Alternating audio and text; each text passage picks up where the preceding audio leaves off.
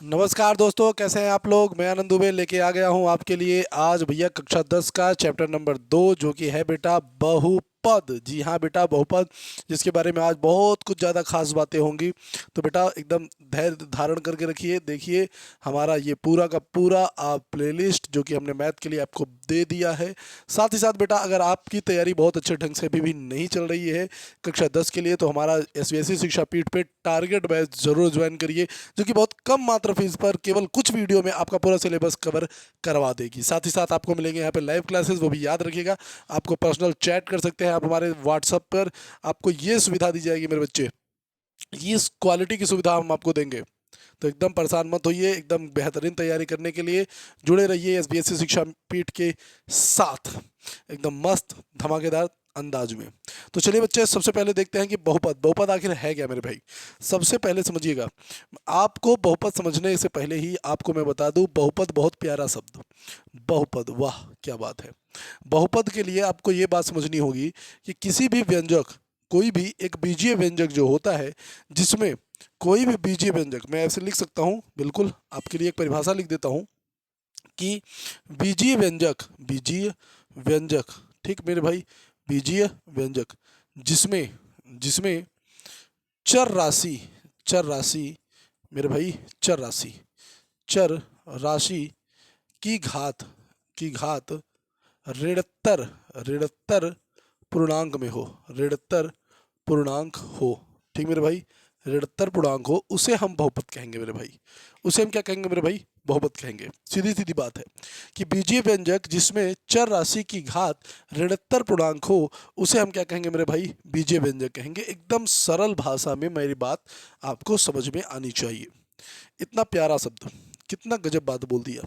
बीजीय व्यंजक क्या होता है बेटा, जिसमें चर एवं अचर राशियां दोनों साथ में होती हैं। जैसे मैं यहाँ पे बहुपद के भी उदाहरण दे देता हूँ। जैसे जैसे मान लीजिए, अभी देखिए दो यक्स, ध्यान दीजिएगा, व्यंजक, और मैं अभी पहले व्यंजक के बारे में बताता हूँ। दो यक्स पे घाते -1, ये भी एक व्यंजक है। दो यक्स बटा वाई, ये भी एक बीजीय व्यंजक है। दो यक्स प्लस दो यक्स बटा 4, ये भी एक बीजीय व्यंजक है। तो बेटा यहाँ पे देखते रहिएगा, बस आप 4, ये भी व्यंजक, बीजीय व्यंजक है। लेकिन अगर हम बात करें बेटा इनमें से बहुपद कौन से हैं, तो बस ध्यान से सुनिएगा, जिसमें चर राशि की घात ऋणत्तर पूर्णांक, ऋणत्तर पूर्णांक का मतलब होता है शून्य और धन, ऋण को छोड़कर शून्य और धन।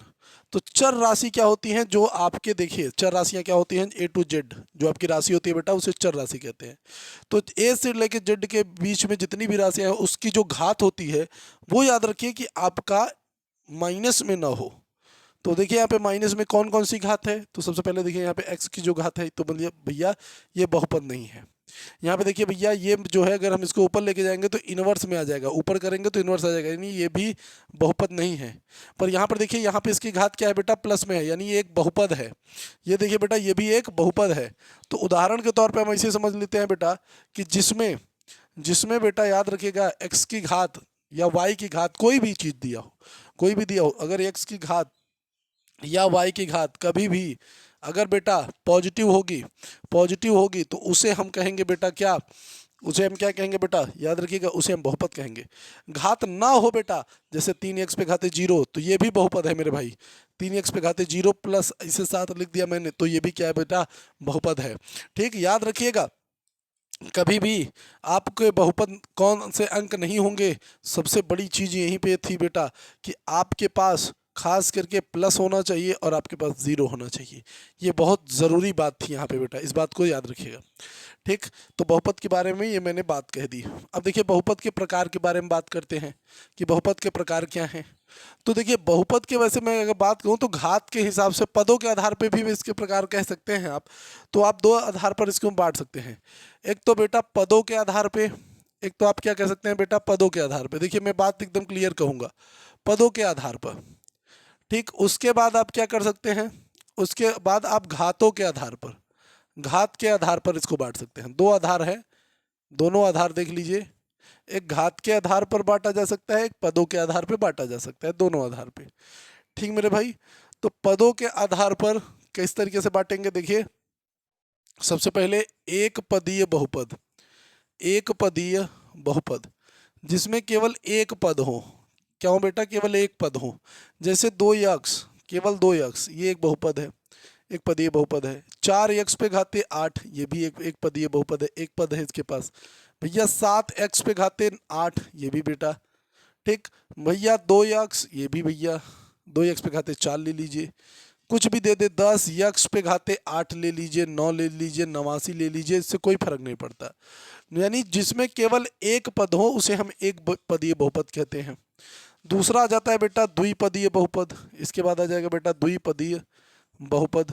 ध्यान से समझिएगा, द्विपदीय बहुपद। द्विपदीय बहुपद क्या हो सकता है बेटा, देखिए 2x प्लस 4, दूसरा ले लेते हैं 3x पे घाते 8 प्लस 4x, 3x पे घाते 9 प्लस 7x, ऐसे इनको हम क्या कहेंगे बेटा, द्विपदीय बहुपद।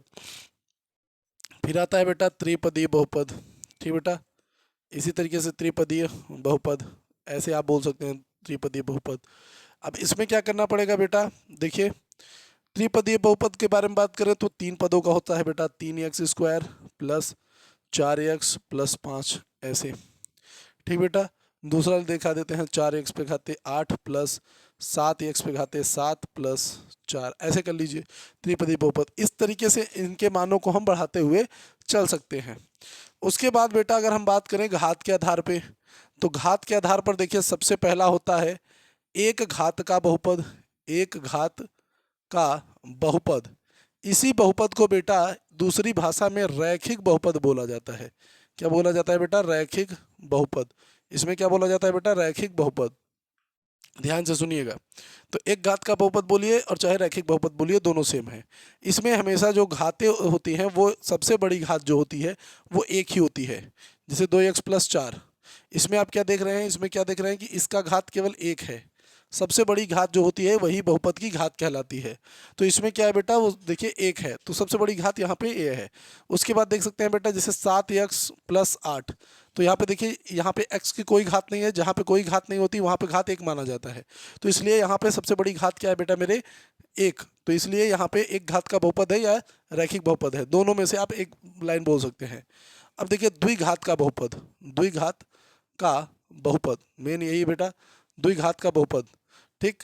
तो देखिए ये क्या हो सकता है, ये हो सकता है जैसे 2x² प्लस 4, तो ये क्या है बेटा, सबसे बड़ी घात 2 है तो 2 घात का बहुपद है।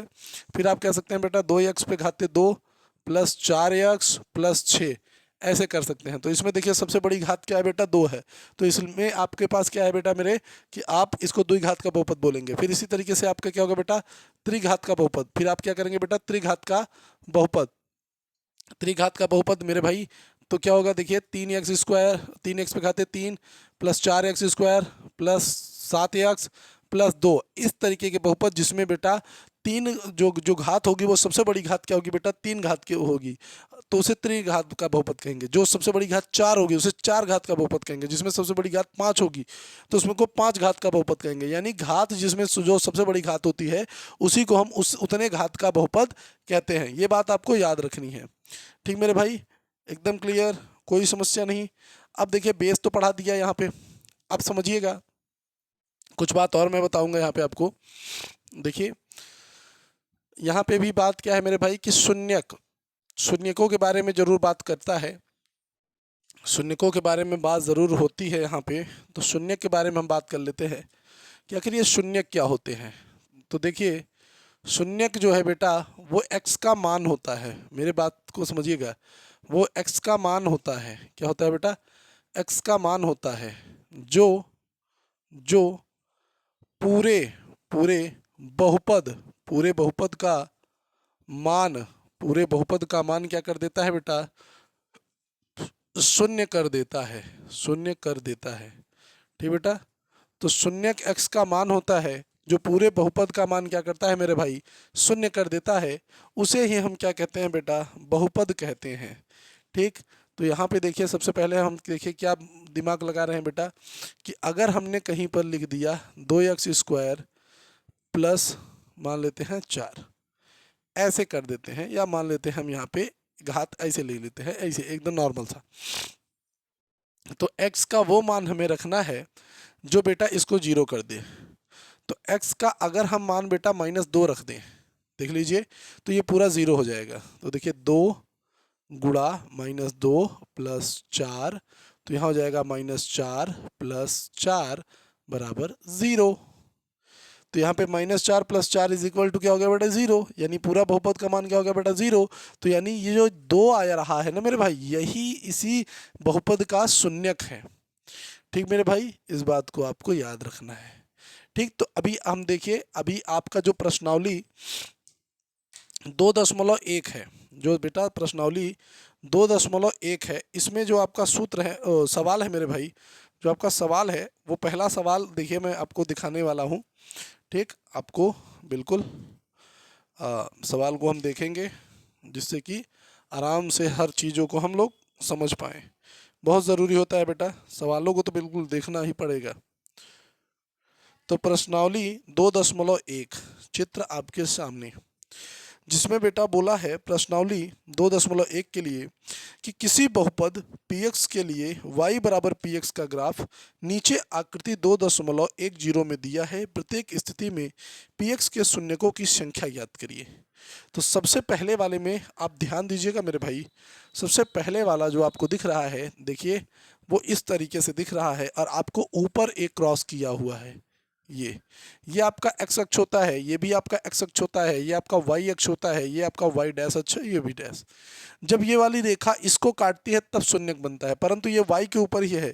तो यानी यहाँ पर बेटा जो शून्यकों की संख्या है, जो शून्यकों की संख्या है, शून्यकों की संख्या, जो आपके पास शून्यकों की संख्या है मेरे दोस्त, वो कितना है बेटा 0 है। कितना है? 0 है। तो ये आपके पास जो आपका पहला है वो उसका मान है। दूसरे में देखिए मेरे भाई, दूसरे वाले में, तो दूसरा वाला हम आपको बता रहे हैं मेरे भाई, दूसरे वाले में देखेंगे तो हमारे पास ये एक्स डैश है, ये हमारे पास एक्स है, ये वाई है और ये हमारे पास वाई डैश है। दूसरे वाले में हम देखते हैं कि वो बेटा ओ आपका मेन पॉइंट है, वो यहाँ से आके इस तरीके से ऐसे गया है। तो यहाँ पे जो शून्यकों की संख्या है, जो यहाँ पे शून्यकों की संख्या है मेरे भाई, जो शून्यकों की संख्या है, जो शून्यकों की संख्या है, शून्यकों की संख्या 1 होगी। यहाँ पे शून्यकों की संख्या बेटा 1 होगी। तीसरा नंबर मेरे भाई, तीसरा नंबर देखिए, तीसरा नंबर में इस तरीके से आया हुआ है और ये यहाँ से आपका ऐसे गया है। तो आपके पास एक पॉइंट यहाँ पे और एक पॉइंट यहाँ पे एक्स के ऊपर कट रहा है, यानी यहाँ शून्यकों की संख्या कितना होगी बेटा 2 होगी। ठीक मेरे भाई। अच्छा, एक चीज़ यहाँ पे कटा है मेरे भाई, तीसरा यहाँ पे, तो ये आपके पास 3 होगी। ध्यान दीजिएगा, यहाँ पे 3 होगा। ठीक मेरे भाई, तो पहला, दूसरा, तीसरा, यहाँ पे 3 होगा। और चौथे के लिए देख लेते हैं मेरे दोस्त, चौथा इस तरीके से दिया हुआ है और चौथे में आपका यहाँ पे कटा हुआ है। तो एक पॉइंट यहाँ पे, एक पॉइंट यहाँ पे, यानी यहाँ पे शून्यकों की संख्या बेटा 2 होगी। चलते हैं चौथे की तरफ। चौथा देखते हैं, चौथे में एक बार यहाँ से कटा है, फिर यहाँ से ले आके फिर यहाँ पे, यानी यहाँ पे शून्यकों की संख्या मेरे भाई 4 होगी, क्योंकि 1 2 3 और ये 4, तो 4 जगहों पे काटा है मेरे भाई, तो 4 होगी। और यहाँ पे देखिए अभी आपके पास, हाँ ये पाँचवा, 1 मिनट, 1 2 3 4 5, ये पाँचवा था मेरे भाई। अब यहाँ पे देखिए छठा के लिए देखिए, बहुत प्यार से यहाँ से लाया है भैया, एक जगह पे काटा है, फिर यहाँ पे उठाया है, फिर ऐसे, तो यहाँ पे शून्यकों की संख्या बेटा 2 होगी, केवल 2, मात्र 2। ठीक बेटा, तो इस तरीके से आपका ये जो प्रश्नावली 2.1 है, और मैंने कुछ बेसिक सी बातें आपको यहाँ पे सिखा दी। इसके बाद बेटा आता है हमारा प्रश्नावली 2.2। तो चलिए अगले वीडियो में उसको भी हम क्लियर करते हैं। तब तक के लिए आप SVSC शिक्षा पीठ जरूर डाउनलोड कर पढ़िए। मिलेंगे आपसे अगले वीडियो में, तब तक के लिए जय हिंद।